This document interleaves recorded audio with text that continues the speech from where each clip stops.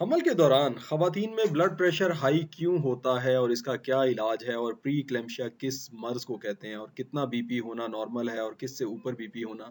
اب نارمل ہے، یہ آج ہمارا ٹاپک ہے اور میں ہوں doctor Muhammad Ramzan Ansari, assistant professor of paediatrics. اصل میں وجہ یہ ہوتی ہے کہ پور پلیسنٹیشن جو آل ہوتا ہے اس کی بناوٹ اچھی نہیں ہوتی، آل انسفیشینٹ ہوتا ہے، چھوٹا ہوتا ہے بچے کا، جو اس بیماری کی طرف ماں کو لے کے جاتا ہے۔ پریگنینسی کے دوران بچے کی اہمیت پرائمری ہو جاتی ہے اور ماں اپنے جسم کو سیکریفائز کرتی ہے اور ماں کے جسم کی اہمیت سیکنڈری ہو جاتی ہے۔ اسی وجہ سے اللہ تعالیٰ نے ماں کو ماں کے قدموں میں جنت کا درجہ رکھا ہے۔ جب پلیسنٹا اچھا نہیں ہوتا، پورا نہیں ہوتا، تو بچے کو نیوٹریشن غذائیت پوری نہیں مل رہی ہوتی ماں کی طرف سے، تو ماں کا جسم کوشش کرتا ہے بی پی ہائی کر کے زیادہ پریشر کے ساتھ نیوٹریشن بچے تک پہنچائے، زیادہ پریشر کے ساتھ غذائیت بچے کو پہنچائے تاکہ بچے کی گروتھ متاثر نہ ہو، اور اس عمل کے دوران اس ہائی بلڈ پریشر کی وجہ سے ماں کے اپنے گردوں پہ مسئلہ آنا شروع ہو جاتا ہے، ماں کے اپنے جسم میں سوزش آنا شروع ہو جاتی ہے اور اپنے جگر پہ مسائل پیدا ہونا شروع ہو جاتے ہیں۔ اس کنڈیشن کو ہم پریگنینسی انڈیوسڈ ہائپرٹینشن بھی کہتے ہیں، پری کلیمشیا بھی کہتے ہیں، جب گردوں پہ اثر اس کا شروع ہو جاتا ہے۔ تو نارملی بلڈ پریشر 120/80 ہوتا ہے، لیکن پریگنینسی کے دوران 140 سے 90 تک جو ہے وہ ایکسیپٹیبل ہو جاتا ہے، لیکن اگر اس سے اوپر ہو جائے، بلکہ 130 اور 90 سے اوپر ہو جائے، تو اس کو ہم hyper tension, pregnancy induced hyper tension کہتے ہیں۔ اور اس کی وجہ سے مسئلہ یہ ہو جاتا ہے کہ بچے ماں کو سر میں درد ہونا شروع ہو جاتا ہے، بعض کا دھندلا پن آنا شروع ہو جاتا ہے، ماں کو دو دو نظر آنے شروع ہو جاتے ہیں یا آنکھوں میں کھچاؤ آ جاتا ہے، اوپر والے پیٹ میں یا پیٹ میں درد ہونا شروع ہو جاتا ہے، ماں کا کھانا پینا متاثر ہو جاتا ہے، ماں کو الٹیاں آتی ہیں یا الٹی کا احساس ہوتا ہے، کیونکہ ماں کا جسم پانی زیادہ روک رہا ہوتا ہے جسم میں تاکہ بچے کو پانی اور غذا پوری ملے، تو ماں کا پیشاب یورین آؤٹ پٹ کم ہو جاتا ہے، اور یہ جو پانی ایکسٹرا ماں کا جسم روک رہا ہوتا ہے اپنے اندر، جب یہ پھیپھڑوں میں جاتا ہے تو ماں کو سانس کا پھولنا بھی ظاہر ہو جاتا ہے، ماں کا بی پی ہائی ہو جاتا ہے، اور اس پانی کے ٹھہراؤ کی وجہ سے ماں کے جسم میں سوزش آ جاتی ہے جو کہ ٹخنوں کے اوپر اور پاؤں کے اوپر ظاہر ہوتی ہے۔ جب یہ ہائی بلڈ پریشر گردوں کو متاثر کرتا ہے تو گردوں سے پروٹین کا اخراج شروع ہو جاتا ہے، پروٹین یوریا ہم اسے کہتے ہیں۔ یہ اس چیز کی علامت ہوتا ہے کہ گردے ابھی متاثر ہونا شروع ہو گئے اور گردوں میں بیماری آنا شروع ہو گئی ہے، اور جب یہ جگر کو یہ ہائی بلڈ پریشر متاثر کرتا ہے تو اس میں پھر ریڈ بلڈ سیل سفید خلیے ٹوٹنا شروع ہو جاتے ہیں اور جگر کی اور بیماریاں آنا شروع ہو جاتی ہیں جس میں لو پلیٹلیٹ بھی شامل ہوتے ہیں، ہیلپ سنڈروم اس کو کہتے ہیں۔ تو یہ جو پری کلیمشیا ہے،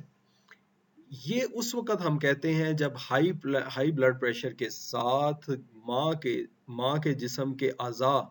کے ڈیمیج ہونے کا سائن آنا شروع ہو جاتا ہے، تو اس کو ہم، جس میں گردے یا جگر شامل ہے، اس کو ہم پری کلیمشیا اس بیماری کو لیبل کر دیتے ہیں۔ اور جب خدا نخواستہ ماں کے جسم کو اتنا زیادہ شدید مسئلہ ہو کہ دماغ کے اوپر مسئلہ ظاہر ہونا شروع ہو جائے اور دماغ کا جو ہے وہ ڈیرینج کانشیس لیول ہو جائے ماں کا، یا ماں کو جھٹکے آ جائیں، تو اس بیماری کو اکلیمشیا کہتے ہیں، اور اکلیمشیا لائف تھریٹننگ ہے۔ اکلیمشیا سے باہر نکالنا بہت مشکل ہو جاتا ہے ماں کو، پری اکلیمشیا سے پھر بھی باہر نکالنا ماں کو آسان ہے، لیکن اکلیمشیا سے باہر نکالنا مشکل ہو جاتا ہے۔ اور الٹیمیٹ اس کا علاج، کیونکہ یہ سارا کچھ بچے کی وجہ سے ہو رہا ہوتا ہے، بچے کو جسم زیادہ اہمیت دے رہا ہوتا ہے بچے کی گروتھ کو، اور ماں کے جسم کو اہمیت نہیں دے رہا ہوتا، تو اس وجہ سے بچے کو ماں کے جسم سے نکالنا اس کی ٹریٹمنٹ ہے جو کہ سب سے افیکٹو ہے۔ اس کے علاوہ باقی ٹریٹمنٹ موجود ہیں جو کہ آپ کا ڈاکٹر آپ کو تجویز کرے گا، لیکن یہ بات اکثر والدین نہیں سمجھ رہے ہوتے اس وقت کہ جی یہ سارے کا سارا مسئلہ بچے کا ماں کے پیٹ میں ہونے کی وجہ سے ہو رہا ہے، تو پریگنینسی کو ختم کرنا اور بچے کو ڈلیور کرانا ہی سب سے بہتر آپشن ہے، نہیں تو بچہ بھی نہیں بچے گا اور ماں بھی نہیں بچے گی، کیونکہ بچے کو پورا غذائیت نہیں مل رہی، اسی وجہ سے ماں کا جسم کو اتنی تکلیف اٹھانی پڑ رہی ہے اس تک نیوٹریشن پہنچانے کے لیے۔ پھر کیسے علاج کریں جی؟ جب اس طرح کا ہائی بلڈ پریشر ہو تو میڈیسن تو آپ کو آپ کا ڈاکٹر دے گا، اور آپ اپنے ڈاکٹر کی ہدایات پہ باقاعدگی سے عمل کریں اور ریگولرلی وہ میڈیسنز استعمال کریں، لیکن اس کے علاوہ آپ نے کیا کیا کچھ کرنا ہے، اپنے لائف سٹائل موڈیفیکیشن کیسے کرنی ہے، وہ بتانا بڑا ضروری ہے۔ اپنا साल्ट इनटेक, खानों के अंदर नमक का इस्तेमाल बिल्कुल कम कर दें, चर्बी का इस्तेमाल और मुरगन ग़िज़ाओं का इस्तेमाल बिल्कुल कम कर दें। अगर गोश्त खाएं या चिकन खाएं तो वो ऐसा खाएं जिसके अंदर घी तेल का इस्तेमाल बिल्कुल बहुत कम हो, कम मिकदार में, और ना ही नमक का इस्तेमाल हो। रेगुलर वॉक को हैबिट बनाएं। रेगुलर वॉक जो है बहुत ज़रूरी है आपके खून की गर्दिश को मॉनिटर करने, खून की गर्दिश को रेगुलराइज करने के लिए। योगा या नमाज पढ़ें, तलावत सुने या थोड़ा म्यूज़िक सुने, लाइट मौसीकी सुने, कंट्रोल्ड ब्रीदिंग जो है उसका सहारा लें, और एंजाइटी अपने अपने जहन पे सवार परेशानियों को दूर करें।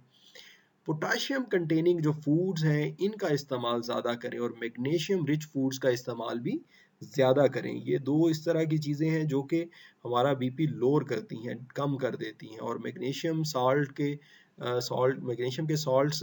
प्री क्लैम्शिया की ट्रीटमेंट में कलीदी किरदार यानी सेंट्रल रोल के हामिल हैं। ये वो फूड्स हैं जिनमें मैग्नीशियम मिकदार में मौजूद है, और राइट साइड पे जो तस्वीर है इसमें वो फूड्स हैं जिसमें पोटेशियम की मिकदार काफ़ी ज़्यादा है। ये बहुत सारी मिसकॉन्सेप्शन पाई जाती हैं कि शायद फ़लाँ फल में फ़लाँ चीज़ ज़्यादा है, फ़लाँ में फ़लाँ चीज़ ज़्यादा है, लेकिन वो किसी हद तक सही नहीं होती। ये जो चीज़ें मैंने शो की हैं ये मुस्तनद है कि इन चीज़ों में ये चीज़ें पाई जाती हैं। इन ग़िज़ाओं में मैग्नीशियम की मिकदार ज़्यादा है और इन ग़िज़ाओं में पोटेशियम की मिकदार ज़्यादा है। ये थी व्यूअर्स मेरी आज की वीडियो। उम्मीद है आप लोगों को इससे फ़ायदा होगा और अपनी बीमारी को कंट्रोल करने में फ़ायदा होगा, और ये सदका जारिया के तौर पे मैं ये वीडियोज़ बना रहा हूँ, अपलोड कर रहा हूँ। अल्लाह ताला आपको शिफ़ा दे, और अल्लाह ताला जो है वो हमारे लिए आसानियाँ पैदा करे। और मुझे उम्मीद है कि इस वीडियो से आपको फ़ायदा हुआ होगा, और आप वीडियो को लाइक करेंगे और मेरे चैनल को सब्सक्राइब करेंगे। Thank you very much. अस्सलाम वालेकुम।